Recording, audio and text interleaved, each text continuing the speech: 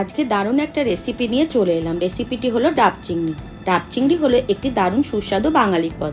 রেস্টুরেন্টে তো অনেক ডাব চিংড়ি খেয়েছেন, চলুন আজ একদম ঝামেলা ছাড়া সহজ পদ্ধতিতে বানিয়ে ফেলবো।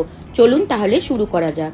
চিংড়ি মাছগুলি পরিষ্কার করে লবণ হলুদ মাখিয়ে রেখে ডাবের ওপরের অংশটি চৌকো করে কেটে জল ও শাঁস বের করে নিয়ে মিক্সি বাটির মধ্যে সর্ষে পোস্ত সাদা তিল দিয়ে গুঁড়ো করে নিয়ে তার মধ্যে বাদাম কিশমিশ কাঁচা লঙ্কা ও পরিমাণ মতন ডাবের জল দিয়ে মশলার পেস্ট তৈরি করে লবণ হলুদ মাখানো চিংড়ি মাছের মধ্যে মশলার পেস্ট ঢেলে পরিমাণ মতন সর্ষের তেল দিয়ে খুব ভালো করে মেখে ডাবের মধ্যে চামচ দিয়ে ভরে আর কিছুটা ডাবের শাঁস ও কাঁচা লঙ্কা দিয়ে ডাবের মুখ আটা দিয়ে শক্ত করে বন্ধ করে রেখে গ্যাসে প্রেসার কুকারের মধ্যে কিছুটা বালি দিয়ে প্রিহিট করে তার মধ্যে মেরিনেট করা ডাব বসিয়ে প্রেসার কুকারের সিটি খুলে আটকে 25 থেকে 30 মিনিটের জন্য রেখে নামিয়ে নেব।